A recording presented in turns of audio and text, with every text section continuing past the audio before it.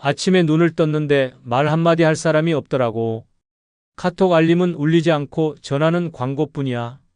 오늘 하루 누구 얼굴도 못 봤어. 그냥 TV만 켜놨어. 외로움은 죽음을 부르지 않습니다. 하지만 삶을 천천히 무너뜨립니다. 웃음이 사라지고 말수가 줄고 눈빛이 흐려지고 어느새 자신을 놓아버리게 됩니다. 그 끔찍한 늪에서 빠져나오려면 반드시 행동이 필요합니다. 지금 소개한 뜻밖의 5가지 방법은 단순한 팁이 아닙니다. 살아있는 사람으로 다시 서기 위한 생존 전략입니다. 지금 당장 하나만 실천해 보세요.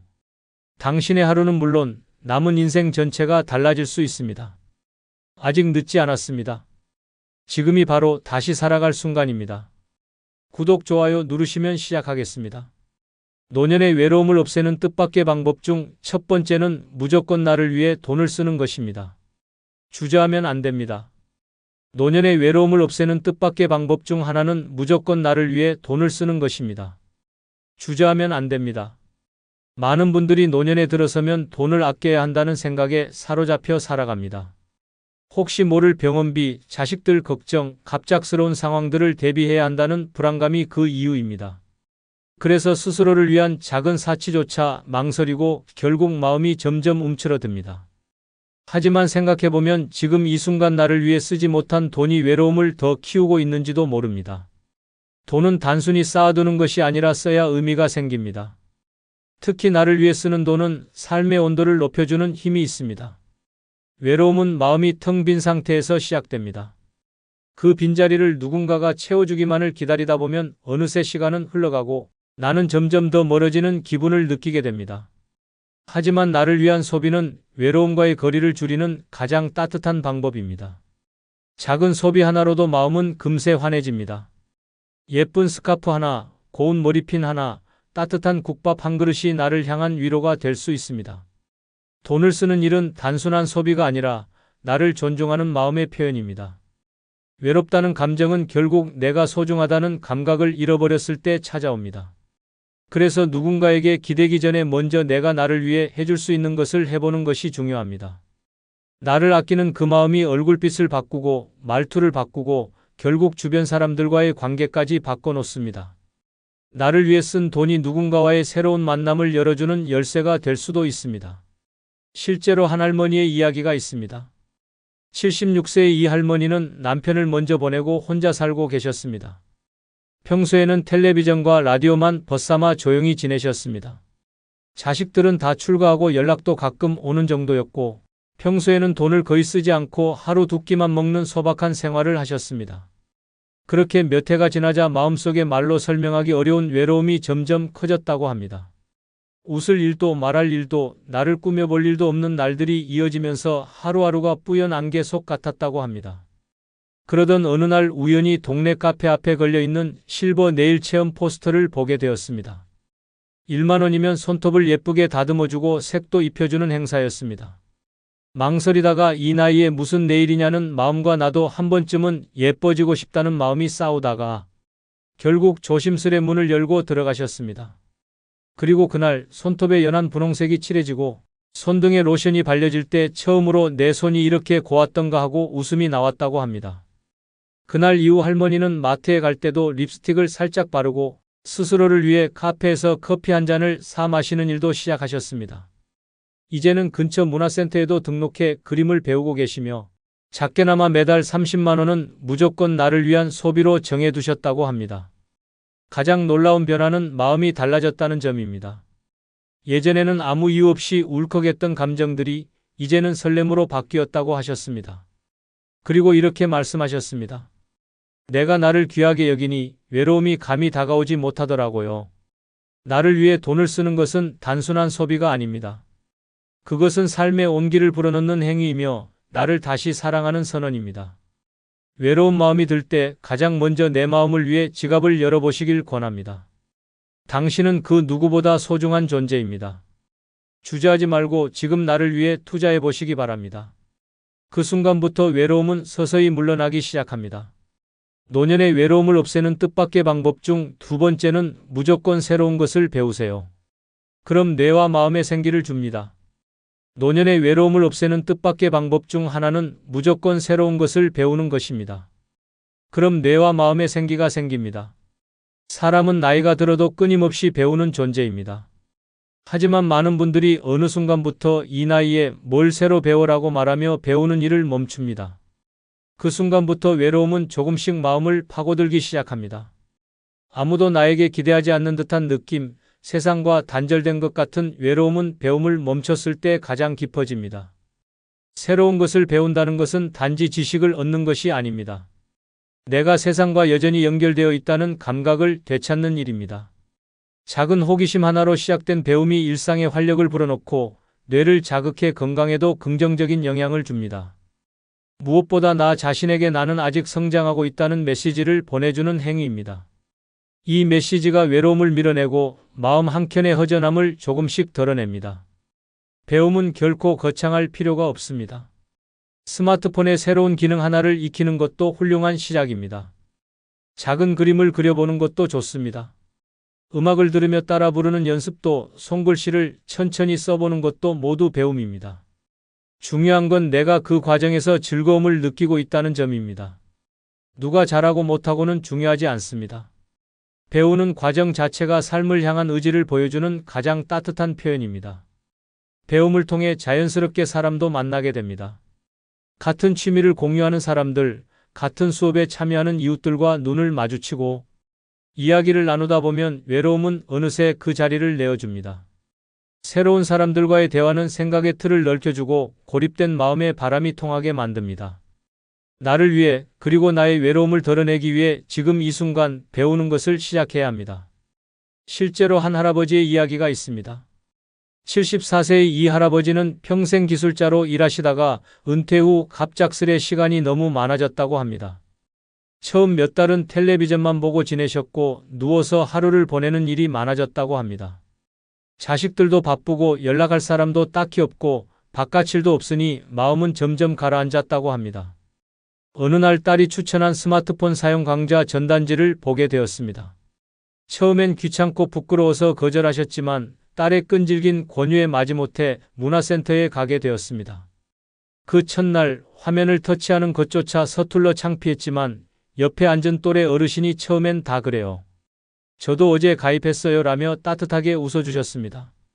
그 말을 듣고 마음이 조금 풀렸고 그날 수업이 끝나고 집에 와서 처음으로 카톡을 보내는데 성공하셨습니다. 메시지는 단 한 줄, 나 오늘 배웠다. 라는 말이었습니다. 그날 이후 할아버지는 일주일에 3번은 문화센터에 가게 되었고 스마트폰 강좌 외에도 사진 편집 수업, 유튜브 시청 방법까지 차근차근 배워가셨습니다. 그리고 어느 날 손주에게 직접 만든 사진카드를 카카오톡으로 보내셨다고 합니다. 손주는 깜짝 놀라며 할아버지 대박이에요. 라고 답장을 보냈고 그날 밤 할아버지는 처음으로 카카오톡 프로필 사진을 바꾸셨습니다. 자그마한 미소를 띤 본인의 얼굴 사진이었습니다. 이 할아버지는 이후에도 배우니까 내가 다시 살아난 느낌이다라고 말씀하셨습니다. 이제는 본인보다 더 늦게 배움을 시작하려는 친구들에게 먼저 추천도 하신다고 합니다. 배움은 늦지 않습니다. 오히려 지금이 시작하기 딱 좋은 시기입니다. 나를 위해 새로운 것을 배워보세요. 그 과정 속에 기쁨이 있고 생기가 있고 사람들과의 연결이 있습니다. 외로움은 조용히 멀어지고 그 자리에 활력과 웃음이 들어오게 됩니다. 지금 작은 호기심 하나로 배움의 문을 열어보시길 바랍니다. 분명히 당신의 마음속에 따뜻한 변화가 시작될 것입니다. 노년의 외로움을 없애는 뜻밖의 방법 중 3번째는 매일 나가세요. 매일 밖으로 나가는 습관을 들이세요. 집 안에만 머물다 보면 마음이 점점 닫히고 세상과의 연결이 끊어지는 느낌을 받게 됩니다. 오늘은 나가기 귀찮아서, 내일은 날씨가 안 좋아서, 모레는 특별히 갈 데가 없어서 그렇게 이유를 만들다 보면 어느새 몸은 무겁고 마음은 더 외로워집니다. 세상은 여전히 활기차게 움직이고 있는데 나 혼자만 멈춰 있는 기분이 듭니다.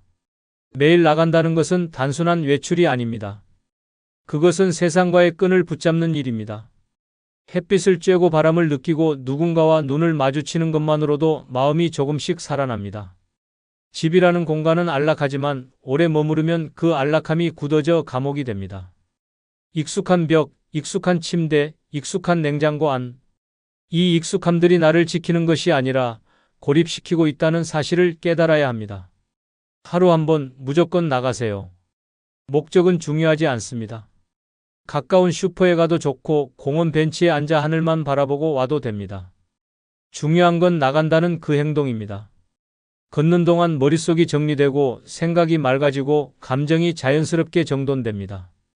아무것도 하지 않아도 바깥 풍경만 보는 것으로도 뇌는 활기를 되찾습니다. 뇌는 자극을 먹고 사는 장기입니다. 매일 나간다는 건 그 뇌의 생명을 불어넣는 일입니다. 몸이 굳고 마음이 쓸쓸한 이유는 단순히 나이가 들어서가 아닙니다.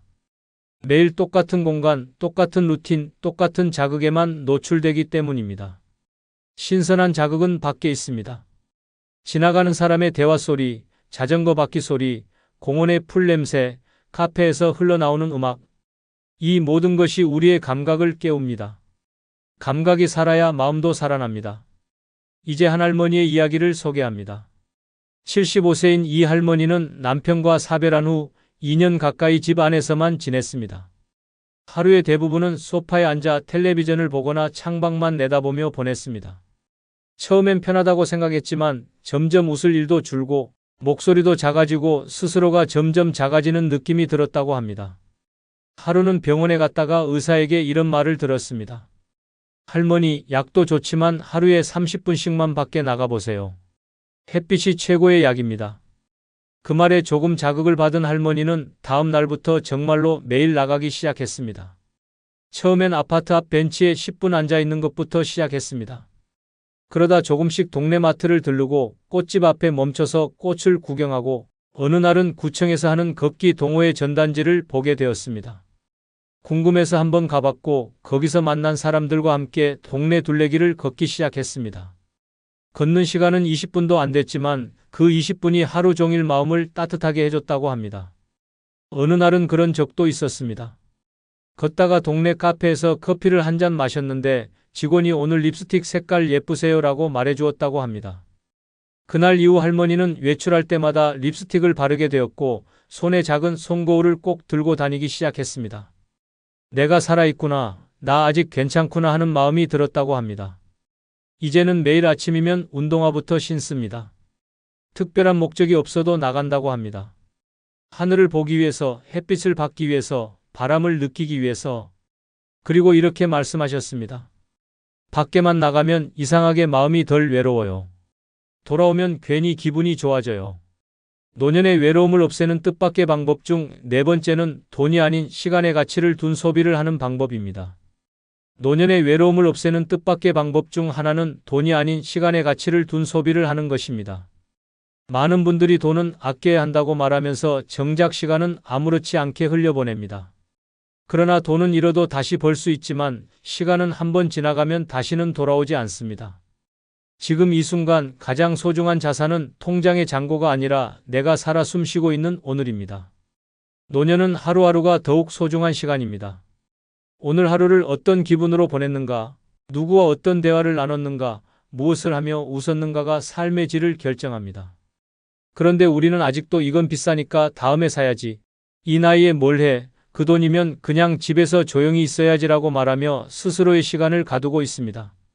그렇게 절약한 돈은 통장에 남지만 절약한 시간은 내 삶 어디에도 남지 않습니다. 돈보다 중요한 건 지금 내 곁에 있는 사람과 경험입니다. 잠시라도 마음이 따뜻해지는 시간, 누군가와 함께 웃는 시간, 혼자더라도 내가 온전히 나로서 존재하는 시간. 그 시간들을 만들어주는 것이 진짜 가치 있는 소비입니다. 값비싼 물건이 아니어도 좋습니다. 오래 기억에 남을 경험이 내 삶에 남는 것입니다. 혼자 가는 카페에서 마시는 커피 한 잔, 낯선 거리에서의 짧은 산책, 문화센터에서 배우는 새로운 기술, 이런 것들이 바로 시간의 가치를 둔 소비입니다. 이런 소비는 결국 나를 살아있게 만듭니다. 물건은 언젠가 낡고 사라지지만 경험은 추억이 되어 마음속에 남습니다. 외로움은 마음의 텅 빈 공간에서 자라납니다. 그 공간을 채워주는 것은 화려한 소비가 아니라 내 시간을 풍요롭게 만들어주는 순간들입니다. 시간을 풍성하게 채운 하루는 외로움이 비집고 들어올 틈을 만들지 않습니다. 실제로 한 할아버지의 사례가 있습니다. 이 할아버지는 평생을 전략하며 살아오신 분입니다. 커피 한 잔도 밖에서 사 먹는 게 아깝다고 느꼈고 외식은 사치라고 생각했습니다. 은퇴 후에도 비슷한 생활이 이어졌습니다. 저렴한 도시락으로 끼니를 때우고 텔레비전으로 하루를 보내고 특별한 날에도 괜히 돈 쓰지 말자는 마음으로 아무것도 하지 않았습니다. 하지만 그렇게 몇 년을 보내자 마음 한구석이 점점 쓸쓸해졌습니다. 돈은 남았지만 웃음은 줄어들었습니다. 그러던 어느 날 우연히 동네 문화센터에서 열리는 추억의 영화 상영의 소식을 듣게 되었습니다. 입장료는 단돈 2,000원이었고 커피 한 잔이 제공된다고 되어 있었습니다. 처음엔 괜히 돈 쓰지 말자는 마음이 먼저 들었지만 문득 한 번쯤은 괜찮지 않을까 하는 생각에 용기를 냈습니다. 그렇게 상영에 참여한 날 그는 1970년대에 봤던 흑백 영화를 다시 마주하게 되었습니다. 영화가 시작하자 잊고 있던 감정들이 하나둘 피어올랐고 그 시절의 설렘과 웃음이 가슴을 채워줬습니다. 영화가 끝난 뒤 옆자리에 앉은 어르신과 자연스럽게 대화를 나누게 되었고 두 분은 다음 영화 상영도 함께 보기로 약속했습니다. 이후 할아버지는 매달 2번 그 상영회에 나가며 같은 연령대의 친구들과 정기적으로 만남을 갖게 되었습니다. 그리고 이렇게 말씀하셨습니다. 그 2,000원이 내 마음을 살렸어요. 돈을 썼는데 시간이 더 소중해졌어요. 시간의 가치를 둔 소비는 이렇게 마음을 살리는 소비입니다. 외롭다고 느낄 때, 무언가 허전할 때 돈을 얼마나 아꼈는지를 따지는 것이 아니라 시간을 어떻게 썼는지를 돌아봐야 합니다. 내 마음에 온기를 주는 소비, 내 시간을 의미 있게 채우는 소비가 진짜입니다. 오늘 하루 시간을 잘 쓰기 위해 기꺼이 지갑을 열어보세요. 그 선택이 당신의 외로움을 따뜻하게 감싸줄 것입니다. 노년의 외로움을 없애는 뜻밖의 방법 중 5번째는 오래되었지만 소중하지 않은 인연을 무조건 정리해야 합니다. 노년의 외로움을 없애는 뜻밖의 방법 중 하나는 오래되었지만 소중하지 않은 인연을 무조건 정리하는 것입니다. 주저하지 마세요. 이건 잔인한 일이 아닙니다. 나를 지키는 일입니다.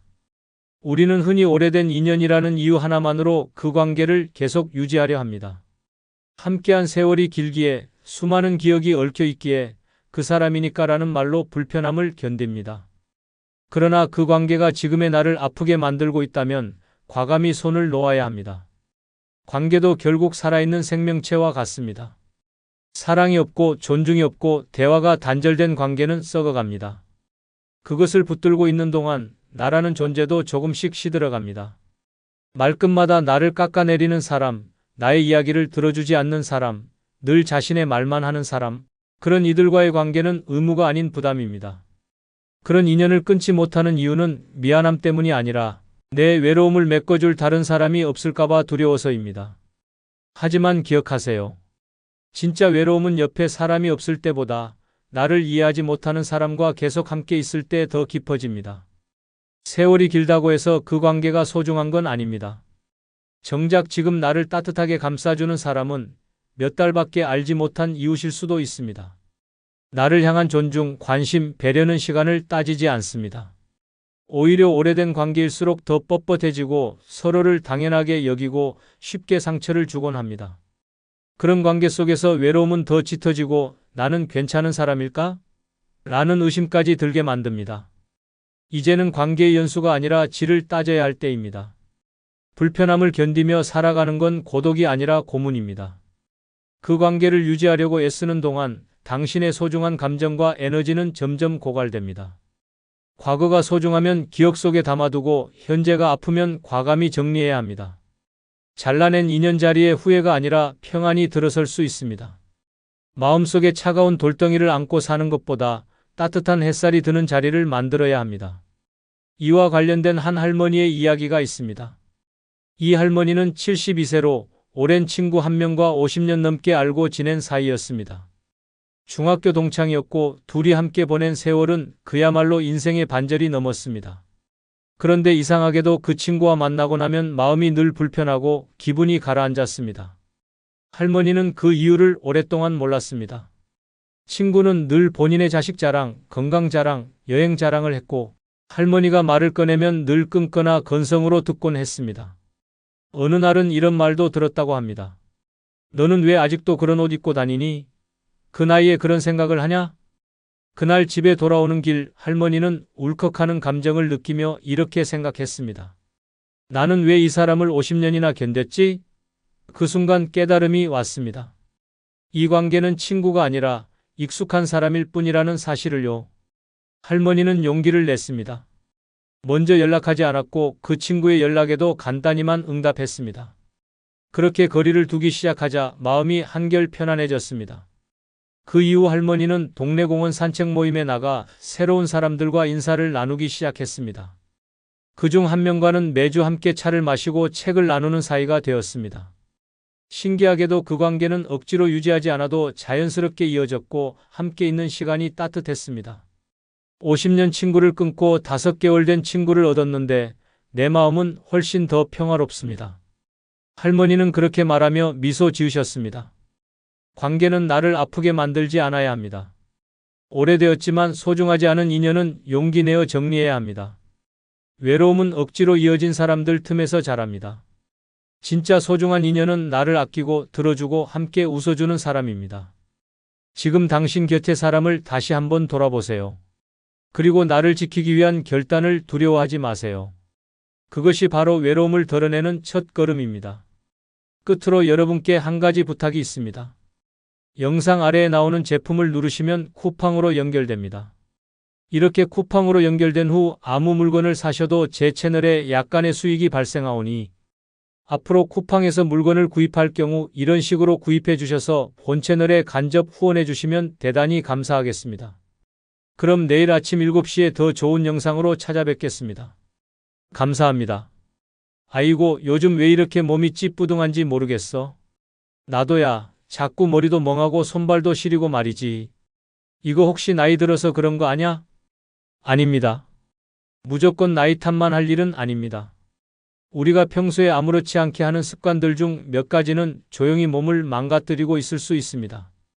그 습관들 지금부터 하나씩 짚어보겠습니다. 이 5가지를 알아두면 늙어도 덜 아프고 더 건강하게 살 수 있습니다. 구독, 좋아요 누르시면 시작하겠습니다. 늙어 몸을 망치는 첫 번째 나쁜 습관은 과식을 자주 하는 습관입니다. 나이가 들수록 소화기관은 눈에 띄게 약해집니다. 예전엔 삼겹살 몇 점쯤이야 껌 씹듯 넘어갔지만 지금은 조금만 과하게 먹어도 속이 더부룩하고 트림이 잦아지는 이유가 바로 여기에 있습니다. 그러나 여전히 많은 노년층이 이 정도는 괜찮겠지라는 안일한 생각으로 밥상을 지나치게 푸짐하게 차립니다. 먹는 즐거움이 인생의 낙이라지만 그것이 곧 몸을 망가뜨리는 지름길이 될 수 있습니다. 과식은 단순한 습관이 아닌 신체에 심각한 데미지를 주는 조용한 독약입니다. 위장은 음식을 적절히 소화시키는데 한계가 있으며 계속해서 넘치는 양이 들어오면 위벽이 자극을 받아 염증이 생기거나 위장이 늘어나 기능이 떨어지게 됩니다. 이 상태가 지속되면 소화불량, 위염, 역류성 식도염은 물론이고 체내 염증 반응까지 증가하여 전신 건강을 무너뜨리는 결과로 이어집니다. 더 무서운 것은 과식이 노화 속도를 배로 당긴다는 점입니다. 과도한 음식 섭취는 체내 활성산소의 발생을 촉진시키며 이는 세포의 노화를 빠르게 만들어 피부는 푸석푸석해지고 관절은 더 아프며 피곤함은 일상이 됩니다. 심지어 과식은 당뇨병, 고혈압, 고지혈증 같은 만성 질환의 씨앗이 되기도 합니다. 노년에 들어서면 자연스레 기초 대사량이 줄기 때문에 젊을 때보다 훨씬 적게 먹어야 체중이 유지되는데 이 사실을 모르고 젊을 때와 같은 양을 섭취하면 몸은 순식간에 무너집니다. 또 하나 간과하기 쉬운 사실은 과식이 수면의 질을 망가뜨린다는 것입니다. 특히 늦은 저녁에 과식을 할 경우 위장은 자야 할 시간에도 음식을 처리하느라 혹사당하게 되고 그 결과 속이 불편해 자주 깨거나 꿈에 시달리는 일이 발생합니다. 이는 숙면을 방해하고 숙면 부족은 곧 면역력 저하로 이어집니다. 그야말로 과식은 만병의 씨앗이라 불릴 만합니다.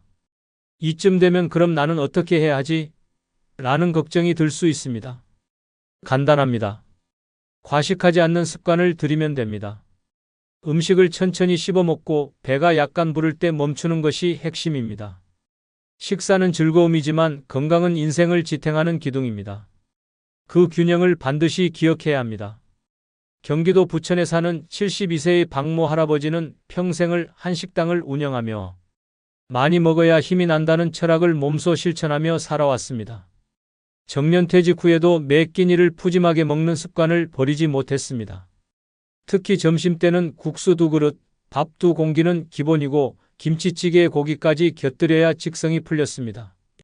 안 먹으면 허전해, 나이 들수록 더 먹어야지라며 배를 두드렸던 박 할아버지는 어느 날 갑작스런 소화불량과 복통으로 응급실 신세를 지게 되었습니다. 검사 결과는 위염과 지방간 그리고 초기 당뇨였습니다. 의사는 박 할아버지에게 식사량을 줄이고 식단을 조절하지 않으면 더 심각한 결과가 올 수 있다고 경고했습니다. 처음엔 어리둥절해하며 밥 좀 많이 먹은 게 죄냐? 고 항변했지만 치료를 위해 며칠간 금식을 하면서 몸이 가벼워지고 속이 편안해지는 것을 느끼고 나서는 생각이 바뀌었습니다. 그 후 박 할아버지는 하루 3끼를 적당히 천천히 먹는 습관으로 바꾸었습니다. 예전엔 한 끼에 20분도 안 걸리던 식사가 이제는 40분 이상 걸리지만 소화는 훨씬 잘 되고 체중도 6kg나 빠졌습니다. 이제는 밥보다 산책이 더 좋다는 말까지 하며 주변 사람들에게도 식사량을 조절하라고 권하고 있습니다. 이처럼 과식은 처음엔 단순한 생활 습관처럼 보여도 몸을 망가뜨리는 결정적인 원인이 될 수 있습니다. 지금 이 순간 당신의 밥상 위양이 과하지 않은지 돌아볼 시간입니다. 늙어 몸을 망치는 2번째 나쁜 습관은 말없이 감정을 억누르는 습관입니다. 감정을 꾹꾹 눌러 삼키는 일은 단순히 인내심이 강하다는 미덕으로 포장되곤 합니다. 하지만 실제로는 내면을 부식시키는 독성 감정의 누출 방지캡과도 같습니다. 젊을 때는 속이 끓어도 참는 걸 어른스러움이라 여겼을지 모르지만 노년에 들어서까지 그 감정의 뚜껑을 닫고 살아간다면 정신과 육체가 동시에 병들 수밖에 없습니다. 감정을 표현하지 않고 억누르기만 하면 스트레스 호르몬인 코르티솔이 비정상적으로 상승하게 됩니다. 이 호르몬은 장기간 높게 유지될 경우 면역력을 무너뜨리고 뇌 기능을 손상시키며 고혈압, 심장질환, 당뇨 같은 만성 질환을 부추기는 건강 파괴자입니다.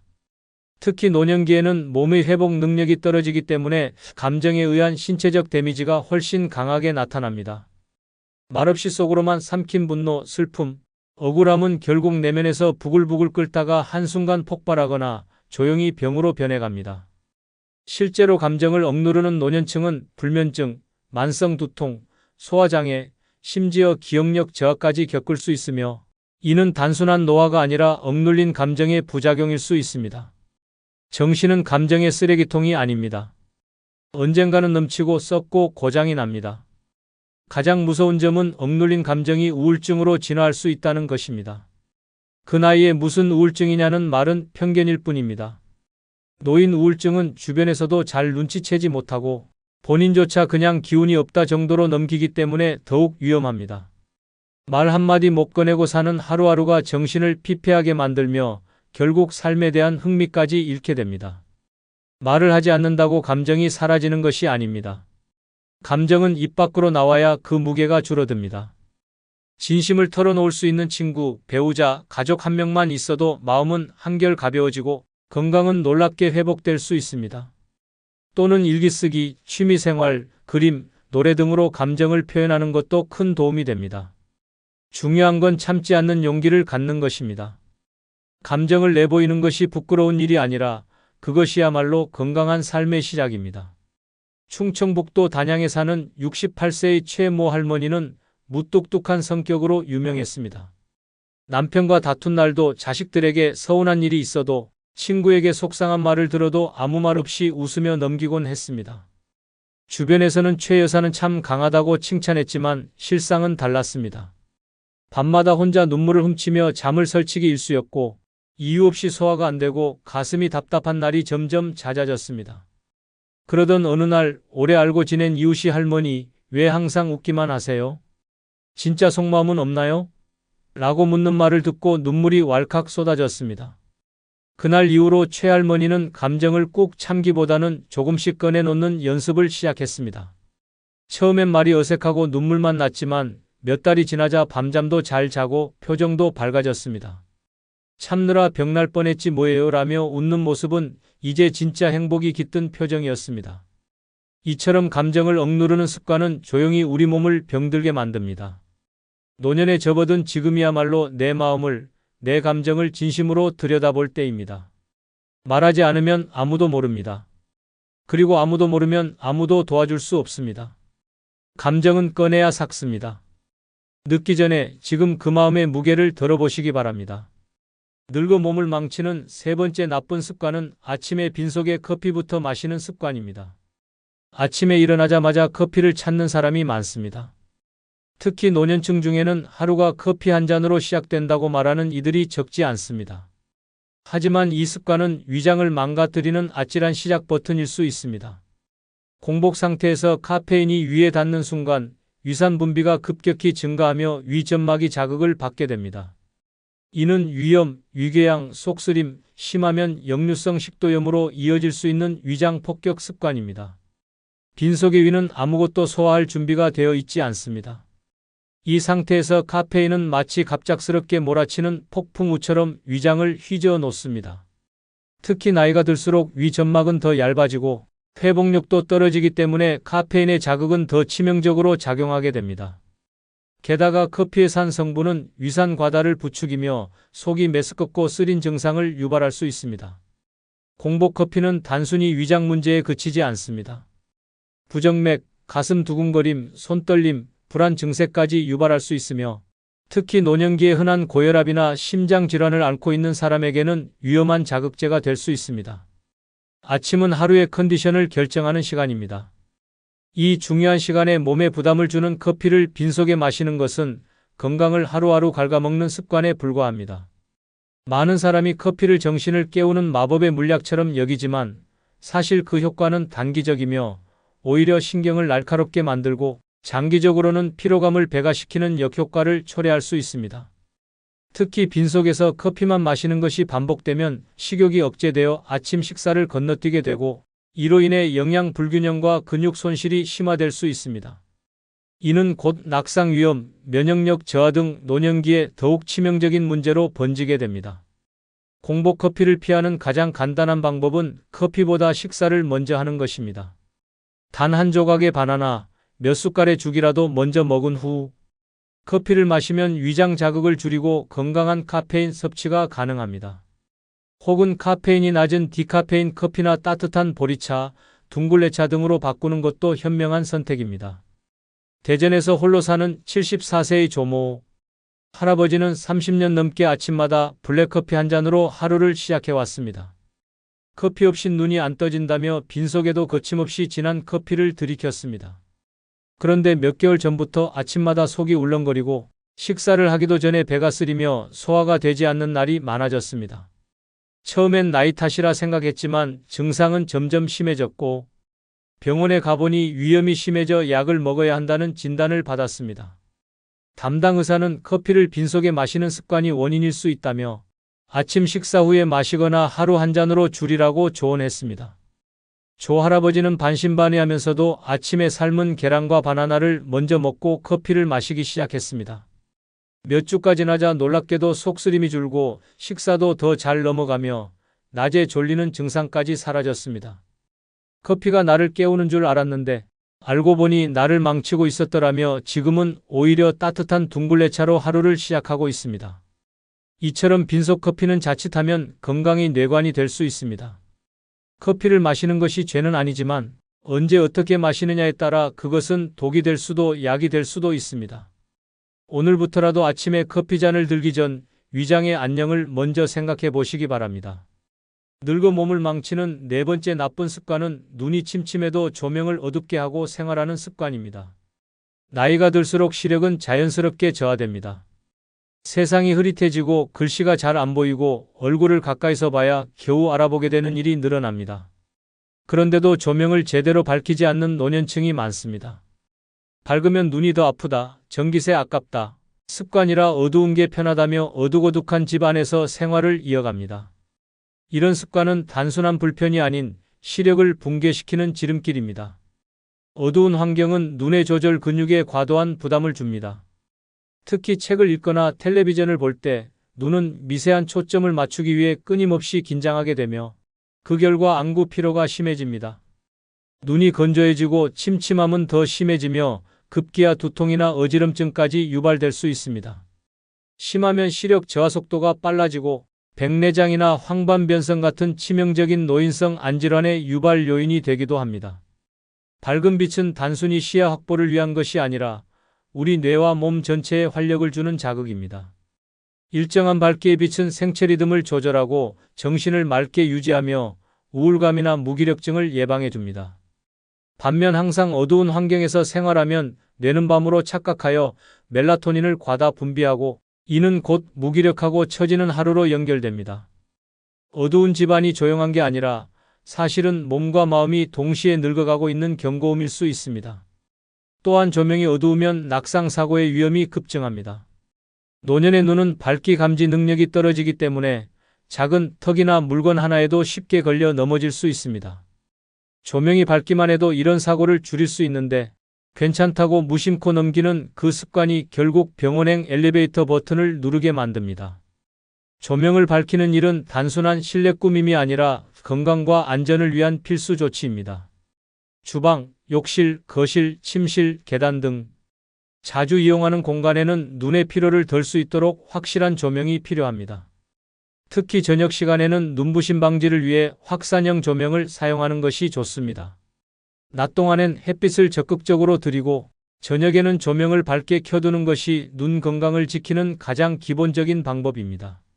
경상남도 창원에 사는 70세의 이모 할머니는 눈이 나빠도 불은 안 켜도 되라며 거의 해질 무렵까지 거실 형광등 하나로 생활했습니다. 책도 어둑한 곳에서 읽고 TV도 선명하지 않은 화면으로 보며 지냈습니다. 그러다 어느 날 리모컨을 찾다 발이 거실 탁자 모서리에 걸려 넘어진 사건이 벌어졌습니다. 무릎은 까지고 안경은 날아가고 다행히 뼈에는 이상이 없었지만 그날 이후 눈 밝게, 방도 밝게라는 교훈을 얻었습니다. 병원 진료 후 딸이 조명을 LED로 교체해주고 센서 등까지 설치해 주었습니다. 처음엔 이렇게 화나면 모텔인 줄 알겠네라며 웃었지만 이내 눈이 한결 편해지고 신문 글씨도 또렷하게 보여 기분이 좋아졌습니다. 친구들에게 밝히는 건 나이만 있는 줄 알았는데 이제는 집도 같이 밝혀야겠더라며 농담을 던지며 웃음을 주기도 했습니다. 이처럼 밝은 조명은 노년의 건강을 지키는 가장 저렴하고 효과적인 예방약입니다. 지금 집안이 어둡다면 눈과 삶의 질을 위해 조명을 환하게 밝혀보시기 바랍니다. 작은 변화가 큰 사고를 막고 더 밝은 하루를 열어줄 것입니다. 늙어 몸을 망치는 5번째 나쁜 습관은 목이 마를 때만 물을 마시는 습관입니다. 노년기에 들어서면 갈증을 느끼는 감각이 젊을 때보다 현저히 둔해집니다. 즉, 목이 마르다고 느낄 때는 이미 몸이 상당히 탈수 상태에 접어든 후라는 의미입니다. 하지만 여전히 많은 어르신들이 목마르지 않으니 괜찮다며 물 마시기를 미루고 있습니다. 이런 습관은 장기적으로 몸속 기능을 정지시키는 시한폭탄이 됩니다. 물은 단순한 음료가 아닙니다.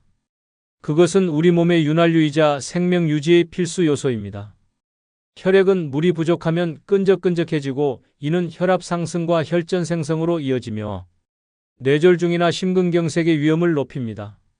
신장은 체내 노폐물을 걸러내야 하는데 수분이 부족하면 이 기능이 떨어지며 신장결석이나 요로감염 같은 무서운 합병증이 발생할 수 있습니다.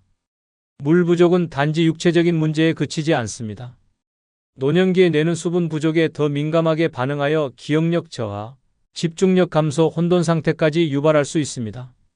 즉, 정신이 멍하다, 기억이 깜빡깜빡한다는 말 뒤에는 숨겨진 수분 부족의 경고음이 있을 수 있습니다. 또한 피부는 수분 부족에 민감한 부위 중 하나입니다. 건조하고 푸석한 피부, 가려움증, 갈라짐은 단순한 노화 현상이 아니라 체내 수분 부족이 비명 지르고 있는 신호일 수 있습니다. 게다가 물을 적게 마시면 변비가 심해지고 소화 기능도 떨어져 전반적인 삶의 질이 급격히 저하됩니다. 많은 분들이 물 대신 커피, 차, 음료로 수분을 보충한다고 하지만 이는 착각입니다. 특히 커피나 탄산음료는 이뇨작용을 유발해 오히려 체내 수분을 빼앗아가며 물 섭취와는 전혀 다른 작용을 합니다. 맹물이 가장 효과적인 수분 보충 방법입니다. 물을 많이 마신다고 해서 하루가 극적으로 바뀌는 것은 아닙니다. 그러나 꾸준히 하루 1.5리터 이상의 물을 조금씩 자주 마시는 습관은 눈에 보이지 않게 건강을 지켜줍니다. 특히 아침에 일어나자마자 한 컵, 식사 30분 전후, 오후 활동 중간에 한 컵씩 마시는 패턴을 만들면 체내 수분 균형을 쉽게 유지할 수 있습니다. 경기도 용인에 사는 73세의 강모 할아버지는 물맛이 없다며 하루 종일 물 한 잔 없이 지내는 날도 많았습니다. 입이 바싹바싹 말라도 그냥 참거나 막걸리로 대신하기도 했습니다. 그러던 어느 날 변비가 너무 심해져 병원을 찾았고 의사에게 들은 말이 선생님은 지금 몸 안에서 사막을 키우고 계십니다 하였습니다.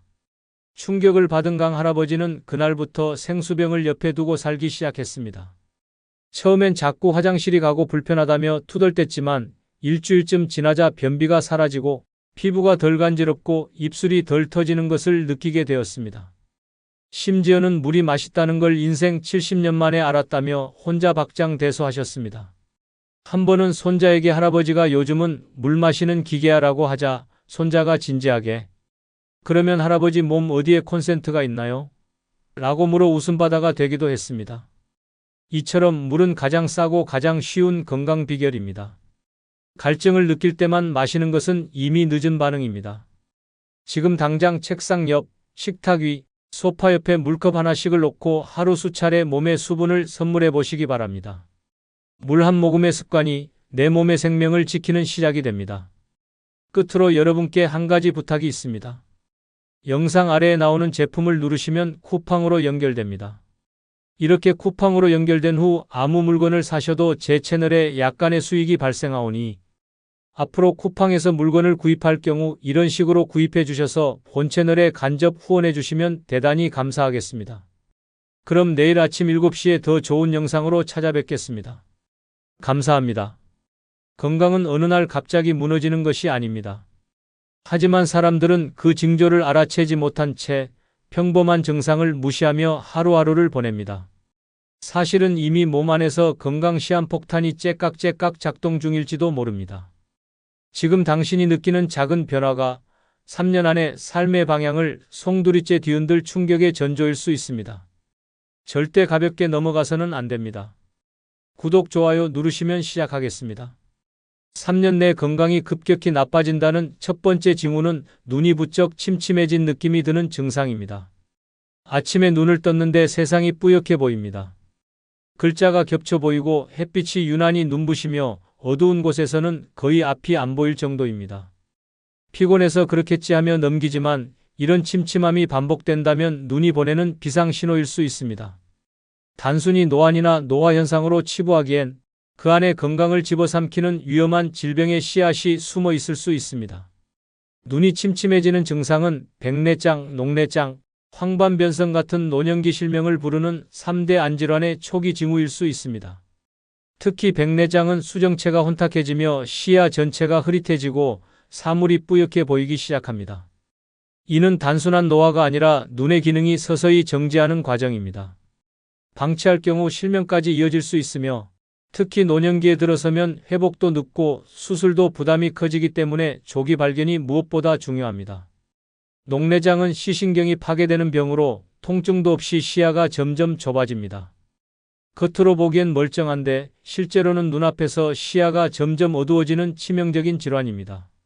황반변성은 중심 시야가 왜곡되며 글씨가 흔들리거나 중심이 비어 보이는 현상이 나타납니다. 이 역시 실명을 유발할 수 있으며 치료 시기를 놓치면 돌이킬 수 없는 손상이 발생합니다. 눈의 침침함은 뇌 기능과도 밀접하게 연관되어 있습니다. 시야가 흐려지면 정보 전달이 느려지고 이로 인해 인지 기능 저하, 집중력 감소, 우울감까지 동반될 수 있습니다. 실제로 시력이 나빠지면 외출 빈도가 줄고 이는 사회적 고립과 정신 건강 악화로 이어집니다. 눈의 침침함은 단지 시력 저하가 아니라 뇌와 마음까지 갉아먹는 시작점이 될 수 있습니다. 또한 눈이 침침하다는 이유로 자세를 구부리거나 스마트폰이나 책을 더 가까이 보는 습관은 목과 어깨, 허리 통증까지 유발하게 됩니다. 단순한 눈 피로라고 넘기기에는 전신에 퍼지는 후폭풍이 너무도 크고 위험합니다. 예방을 위해서는 정기적인 안과 검진과 더불어 루테인, 오메가-3, 비타민 A 등 눈 건강에 좋은 영양소를 꾸준히 섭취하는 것이 중요합니다. 햇빛이 강한 날엔 선글라스를 착용하고 밝은 조명 아래서 독서를 하며 20분마다 눈을 쉬게 하는 습관도 필요합니다. 단순한 침침함이 쌓여 실명이라는 결과로 이어지지 않도록 눈의 신호에 민감하게 반응해야 합니다. 경기도 수원에 사는 72세의 최모 할아버지는 평소나 아직 책 잘 읽어 눈 나빠진 건 TV 탓이야 라며 안과 검진을 미뤄왔습니다. 어느 날은 책을 읽는데 글자가 이상하게 흔들리는 느낌이 들었고 신문에 있던 건강이란 단어가 거꾸로 보였습니다. 처음엔 우습게 넘겼지만 그 증상이 점점 심해져 텔레비전 자막도 알아보기 어려워졌습니다. 딸의 권유로 마지못해 안과에 간 최 할아버지는 황반변성 초기라는 진단을 받았습니다. 의사는 다행히 조기 발견이라며 바로 치료를 시작했고 수개월간의 주사 치료와 영양제 복용으로 상태가 호전되었습니다. 이후 할아버지는 집안 곳곳에 눈은 장기 중에 가장 말이 없는 장기다. 조용히 망가진다는 문구를 붙여두고 동네 어르신들에게 안과 검진의 중요성을 전파하고 있습니다. 손주가 할아버지 왜 자꾸 그 말만 해요? 하자 내가 예전에 책보다 TV 좋아했더니 지금은 TV보다 책이 무서워라며 웃음을 주기도 했습니다. 이처럼 눈이 침침하다는 건 단순한 노안의 문제가 아닙니다. 몸 전체의 건강 경고이자 향후 3년 내 삶의 질을 송두리째 바꿀 수 있는 중대한 징후입니다. 지금 당장 안과 예약 버튼을 누르는 것, 그것이 미래의 나를 지키는 첫 걸음입니다. 두 번째 징후는 숨 쉴 때 쌕쌕거리는 소리가 나는 증상입니다. 숨을 들이쉴 때마다 목 깊숙한 곳에서 나는 쌕쌕거림, 흔히 천명음이라 불리는 이 소리는 단순한 호흡 불편이 아닙니다. 마치 바람 빠지는 풍선처럼 들리는 이 소리는 폐와 기도가 보내는 다급한 구조 요청입니다. 나이가 들수록 체내 장기 중 가장 빨리 약해지는 기관이 바로 폐이며 숨결에 문제가 생기기 시작했다면 이미 건강의 균형이 무너지고 있다는 강력한 경고입니다. 쌕쌕거리는 소리는 공기가 폐로 제대로 들어가지 못하고 좁아진 기도를 억지로 통과할 때 발생합니다. 이 현상은 단순한 감기나 일시적 기관지 문제로 볼 수도 있지만 지속된다면 만성 폐쇄성 폐질환 COPD, 천식, 기관지염, 심지어 폐암의 전조 증상일 수 있습니다. 이 질환들은 모두 조기에 발견하지 않으면 점점 숨이 막히는 호흡의 지옥으로 이어지는 무서운 병들입니다. 특히 노년기에는 폐의 탄력이 줄어들고 점액 분비가 늘어나면서 기도가 쉽게 막히고 공기 흐름이 원활하지 않습니다. 숨 쉬는 것이 곧 생명 유지의 기본 기능임에도 불구하고 많은 사람들이 이를 피로감이나 나이 탓으로 착각하고 방치합니다. 하지만 숨소리가 달라졌다는 것은 내 몸이 지금 산소 공급에 심각한 이상이 생겼다는 것을 뜻합니다. 문제는 숨 쉴 때 쌕쌕거리는 소리를 그냥 지나치는 사람이 너무 많다는 것입니다. 대부분 감기 때문이겠지, 요즘 미세먼지가 많아서 그런가 하며 넘깁니다. 그러나 이런 태도는 마치 불이 났는데 연기만 보고 창문 열어두는 것과 같습니다. 그 안에 거대한 불길이 번지고 있는데도 모른 척하는 것과 다름없습니다. 이 증상을 방치하면 평범했던 일상생활조차 힘들어집니다. 조금만 걸어도 숨이 차고 계단을 오를 땐 마치 산소가 끊긴 것처럼 고통스럽습니다. 수면 중 호흡 곤란으로 자주 깨거나 새벽에 기침 발작으로 잠을 못 자는 경우도 많습니다. 이는 결국 체력 저하, 면역력 약화, 전신 피로로 이어지며 다른 질환에 대한 저항력까지 무너뜨리는 연쇄 반응을 일으킵니다. 쌕쌕거리는 숨소리를 경험했다면 반드시 폐 기능 검사를 받아야 합니다. 폐활량 측정, 엑스레이, 혈중 산소 포화도 확인 등을 통해 정확한 원인을 파악하고 조기 치료를 시작해야 합니다. 치료가 늦어지면 호흡 보조기나 산소호흡기에 의존하는 삶을 살아야 할 수도 있습니다. 호흡의 자유를 잃는 순간 삶의 질은 바닥까지 추락하게 됩니다. 인천에 사는 68세의 남모 할아버지는 평소 내 폐는 정글 같다며 자신감을 내비쳤습니다. 젊은 시절 산을 탔고 담배도 끊은 지 10년이 넘었기에 전혀 문제가 없다고 믿었습니다. 하지만 어느 날부터인가 숨 쉴 때 쌕쌕거리는 소리가 들리고 잠을 잘 때 옆에서 듣는 가족이 할아버지 코가 아니라 목구멍이 피리를 부르네라고 농담을 할 정도였습니다. 처음엔 웃고 넘겼지만 그 소리가 점점 심해지고 계단을 오르기만 해도 어지럼증과 숨가쁨이 동반되자 병원을 찾았습니다. 검사 결과는 경증 COPD, 즉 만성 폐쇄성 폐질환 초기였습니다. 의사는 지금이라도 약물 치료와 폐호흡 운동을 시작하면 좋아질 수 있다고 했고 그날 이후 남할아버지는 아침마다 호흡기 운동과 폐 스트레칭을 시작했습니다. 가족과 산책할 땐 늘 소풍 가듯 준비해서 천천히 걷고 손자에게 숨 쉬는 건 당연한 게 아니라 선물이란다라고 말하곤 합니다.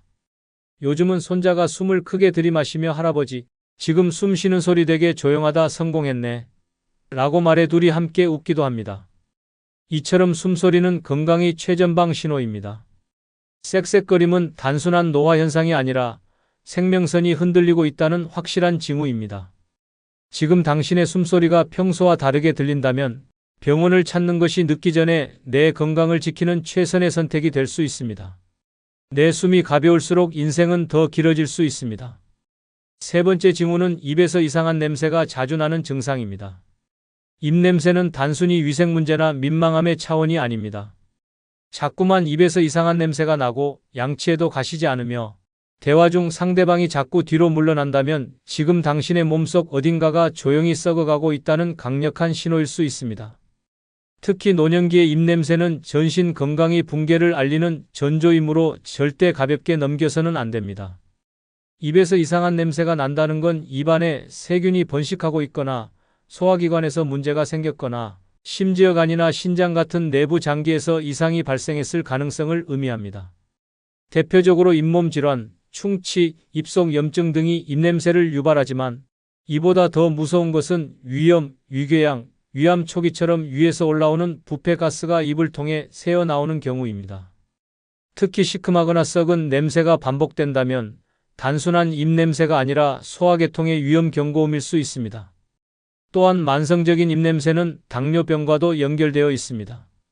당 수치가 높아지면 세균 번식이 활발해지고 이로 인해 구강 내 건조증과 염증이 동반되며 특유의 단내 또는 시큼한 냄새가 입에서 올라옵니다. 한편 간 기능이 저하되면 특유의 생선 썩은 듯한 냄새가 날 수 있고 신장이 나빠질 경우 암모니아 냄새가 퍼질 수 있습니다. 이쯤 되면 입냄새는 단순한 불쾌함이 아니라 생명을 위협하는 장기질환의 시작점이라 할 수 있습니다. 더불어 입냄새는 정신 건강에도 큰 영향을 미칩니다. 본인도 어느 순간부터 사람들과의 대화를 피하게 되고 사회적 거리감이 생기며 점점 고립감과 자존감 저하에 빠지는 악순환이 시작됩니다. 친구와 가족과의 식사 자리가 부담되고 본인의 입냄새가 남에게 폐가 된다는 자책이 들기 시작하면 그때부터 몸만 아픈 게 아니라 마음까지 병드는 것입니다. 이런 입냄새를 근본적으로 해결하기 위해선 구강위생관리는 물론이고 전신건강점검이 필수입니다. 칫솔질은 하루 3번, 특히 자기 전 철저히 해야 하며 치실과 혀 클리너 사용도 필수입니다. 무엇보다 정기적인 치과 검진과 더불어 위내시경, 혈액 검사 등을 통해 숨은 질병을 조기에 찾아내는 것이 장기적인 해법입니다. 냄새를 덮는 민트나 가글은 잠시 눈 가리고 아웅일 뿐 뿌리부터 바꾸지 않으면 반복될 수밖에 없습니다. 서울 구로구에 사는 74세의 박모 할아버지는 손녀가 할아버지랑 가까이 있으면 김치 냄새가 나라고 말한 것을 듣고 크게 웃었습니다. 김치를 좋아하니 당연한 거라며 넘겼지만 손녀가 2번째, 3번째에도 같은 말을 하자 의심이 들기 시작했습니다. 양치도 꼼꼼히 하고 입에 민트껌도 물고 다녔지만 냄새는 사라지지 않았습니다. 며칠 후 동네 치과에 갔다가 충격적인 이야기를 들었습니다. 입속 염증도 있지만 위쪽에서 올라오는 냄새가 강합니다. 내과에 꼭 가보셔야 합니다. 결국 내시경 검사 결과 박 할아버지는 위축성 위염과 위식도 역류 진단을 받았습니다. 의사는 이 상태로 방치했다면 몇 년 안에 위암으로 진행될 수도 있었습니다라고 말하며 바로 치료를 시작했습니다. 지금은 음식도 조절하고 약도 꼬박꼬박 챙겨 드시며 건강을 되찾았습니다. 손녀가 최근 할아버지 요즘은 꽃향기 나라고 말하자 박 할아버지는 이제 입도 리모델링 끝났어 라며 활짝 웃었습니다. 이처럼 입냄새는 단순히 부끄러운 증상이 아니라 몸속이 썩고 있다는 가장 직접적이고 확실한 증거일 수 있습니다. 이상한 냄새가 반복된다면 지금이 바로 몸 전체의 건강 상태를 되돌아볼 시기입니다. 당신의 입이 보내는 냄새가 혹시 내부에서 불이 나고 있다는 경고음은 아닌지 귀 기울여야 할 때입니다. 4번째 징후는 피부에 멍이 쉽게 드는 증상입니다. 어느 날 팔이나 다리에 이유 없이 생긴 멍을 보고 내가 여길 부딪혔었나? 하고 고개를 갸우뚱한 적이 있다면 그건 단순한 타박이 아닐 수 있습니다. 아무리 살짝 스쳐도 푸르딩딩한 멍이 퍼지고 시간이 지나도 좀처럼 없어지지 않는다면 몸속에서 이미 치명적인 이상이 진행되고 있다는 무서운 경고일 수 있습니다. 이건 피부가 아니라 혈관과 피가 비명을 지르는 신호입니다. 멍은 피부 아래 모세혈관이 터져 피가 고이는 현상입니다. 그러나 특별한 충격 없이도 멍이 자주 생긴다면 이는 혈소판 부족, 간 기능 저하, 백혈병, 혈우병, 혈관염, 자가면역 질환 등 무서운 질병의 신호탄일 수 있습니다. 특히 간 기능이 저하되면 혈액 응고 기능이 떨어지면서 멍이 쉽게 생기고 자가면역 질환은 우리 몸이 스스로를 공격해 혈관을 약하게 만들기도 합니다.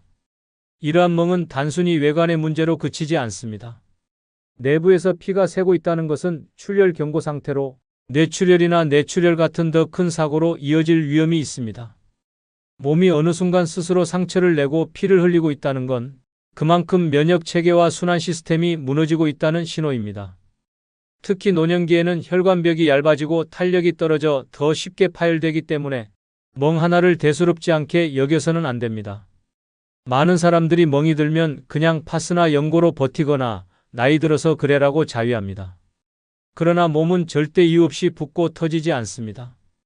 그것이 단순한 노화 현상이 아니라 병이 점점 자리를 잡아가는 과정이라면 지금 무심코 넘긴 멍이 몇 년 뒤 더 큰 병으로 이어지는 출혈성 질환의 전조일 수도 있습니다. 특히 팔과 다리, 몸통에 반복적으로 멍이 생긴다면 반드시 혈액 검사와 간 기능 검사, 응고 기능 검사를 받아야 합니다.